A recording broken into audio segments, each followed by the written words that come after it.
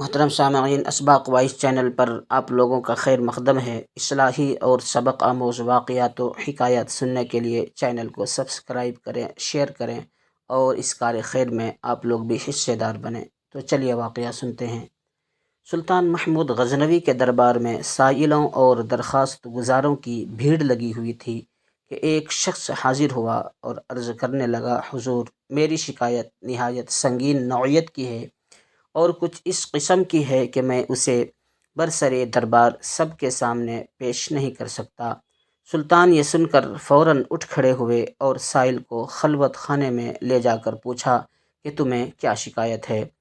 اس نے عرض کیا، حضور، ایک عرصے سے آپ کے بھانجے نے یہ طریقہ اختیار کر رکھا ہے کہ وہ مسلح ہو کر میرے مکان پر آتا ہے، مجھے مار پیٹ کر باہر نکال دیتا ہے اور خود جبراً میرے گھر میں گھس کر میری گھر والی کے ساتھ بدتمیزی کرتا ہے۔ غزنی کی کوئی عدالت ایسی نہیں جس میں نے اس ظلم کی فریاد نہ کی ہو، لیکن کسی جگہ مجھے انصاف نہ ملا۔ ہر کوئی آپ کے بھانجے کا سن کر چپ کر جاتا ہے۔ جب میں ہر طرف سے مایوس ہو گیا ہوں تو آج مجبوراً جہاں پناہ کی بارگاہ عالیہ میں انصاف کے لیے حاضر ہوا ہوں۔ آپ کی بے لاگ انصاف پروری، فریاد رسی اور رعایت سے بے پناہ شفقت پر بھروسہ کر کے میں نے اپنا حال عرض کر دیا ہے۔ خالق حقیقی نے آپ کو اپنی مخلوق کا محافظ و نگہباں بنایا ہے۔ قیامت میں رعایا اور کمزوروں پر مظالم کے نتیجے میں آپ خدائے قہار کے روبرو جواب دہ ہوں گے۔ اگر آپ نے میرے حال پر رحم فرما کر انصاف کیا تو بہتر ہے، ورنہ میں اس معاملے کو منتقم حقیقی کے سپرد کر کے انصاف کا انتظار کروں گا۔ سلطان پر اس واقعے کا اتنا گہرا اثر ہوا کہ وہ بے اختیار آبدیدہ ہو گئے اور سائل سے کہا، تم سب سے پہلے میرے پاس کیوں نہ آئے؟ تم نے ناحق اب تک یہ ظلم کیوں برداشت کیا؟ سائل نے عرض کیا، حضور، میں کافی عرصے سے اس کوشش میں تھا کہ کسی طرح بارگاہ سلطانی تک پہنچ جاؤں، مگر دربانوں اور چوبداروں کی رکاوٹوں نے کامیاب نہ ہونے دیا۔ اللہ ہی جانتا ہے کہ آج بھی کس تدبیر سے یہاں تک پہنچا ہوں۔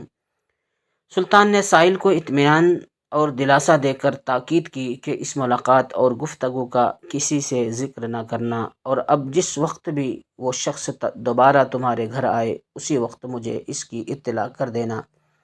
میں اس کو ایسی عبرت ناک سزا دوں گا کہ آئندہ دوسروں کو ایسی مظالم کرنے کی جرأت نہ ہو سکے گی۔ سائل نے عرض کیا، حضور، مجھ جیسے غریب کے لیے یہ کیسے ممکن ہو سکے گا کہ جب چاہوں بلا کسی مزاحمت کے خدمت سلطانی میں حاضر ہو جاؤں اور مطلع کر سکوں؟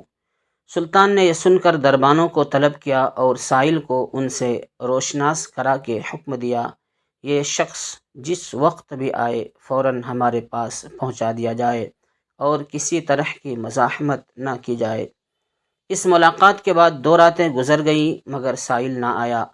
سلطان کو تشویش ہوئی کہ نہ معلوم اس غریب کو کیا حادثہ پیش آیا ہوگا۔ وہ اسی فکر میں پریشان تھے کہ تیسری رات کو سائل دوڑتا ہوا آستانِ شاہی پر آ پہنچا۔ اطلاع ملتے ہی سلطان نے فی الفور سواری نکالی اور سائل کے ہمراہ اس کے گھر پہنچ کر اپنی آنکھوں سے وہ سب کچھ دیکھ لیا جو سائل نے انہیں بتلایا تھا۔ اس کے بعد سلطان نے 3 کام کیے۔ نمبر 1، کمرے میں شمع جل رہی تھی، سلطان نے شمع گل کر دی اور خود خنجر نکال کر اس بد کردار کا سر اڑا دیا۔ نمبر 2، اس کے بعد شمع روشن کرائی، مقتول کا چہرہ دیکھ کر بے ساختہ سلطان کی زبان سے نکلا، الحمدللہ۔ نمبر 3، پھر سائل سے کہا کہ پانی لاؤ۔ سائل جلدی سے پانی لایا تو سلطان نے پانی پی کر سائل سے کہا، اب تم اطمینان سے اپنے گھر میں آرام کرو، انشاءاللہ اب کبھی بھی تمہیں کوئی تکلیف نہ پہنچے گی۔ میری وجہ سے اب تک تم پر جو ظلم ہوا، خدا کے لیے اس کے لیے مجھے معاف کر دینا۔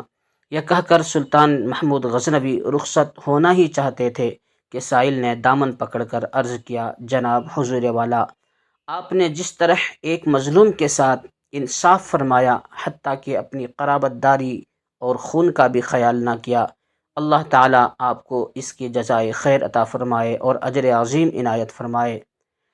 اگر اجازت مرحمت فرمائی جائے تو ایک بات معلوم کرنا چاہتا ہوں کہ آپ نے پہلے شمع گل کروائی، پھر روشن کرا کر مقتول کا سر دیکھ کر الحمدللہ فرمایا، اور اس کے بعد فوراً پانی طلب فرمایا۔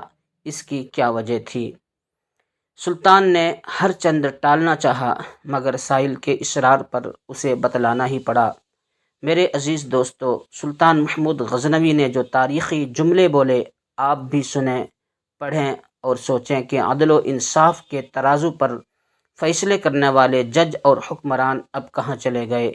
شمع گل کرنے کا مقصد یہ تھا کہ مبادا روشنی میں اس کا چہرہ دیکھ کر بہن کے خون کی محبت مجھے سزا دینے سے باز نہ رکھے، اور الحمدللہ کہنے کا سبب یہ تھا کہ مقتول اپنے آپ کو میرا بھانجا بتا کر تمہیں شاہی تعلق سے مرعوب کر کے اپنی خواہشات نفسانی کو پورا کرنے کے لیے راستہ صاف کرتا رہا۔ خداوند کریم کا ہزارہ شکر ہے کہ محمود غزنوی کے رشتہ داروں کا اس شرمناک بے ہودگی سے کوئی تعلق نہیں۔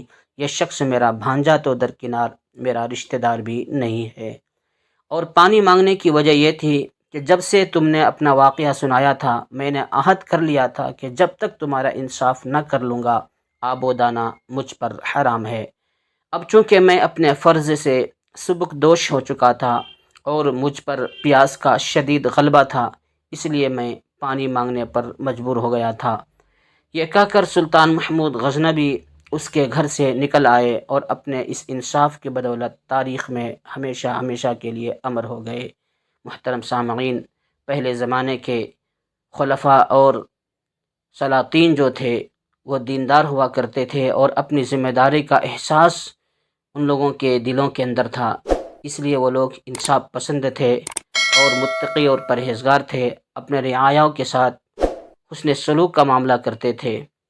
لیکن آج کل جو حکمران ہیں وہ خود غرض ہیں، اور دنیا کے چند نفعوں کے لیے وہ اپنے رعایا کو جہنم میں جھونکنے کے لیے بھی تیار ہو جاتے ہیں۔ اس لیے اللہ سے دعا فرمائیں کہ اللہ تبارک و تعالی ظالم حکمرانوں کے ظلم سے ہماری حفاظت فرمائے، اور ہم سب کی جان، مال، عزت و آبرو کی حفاظت فرمائے۔ آمین۔ وآخر دعوانا ان الحمد للہ رب العالمین۔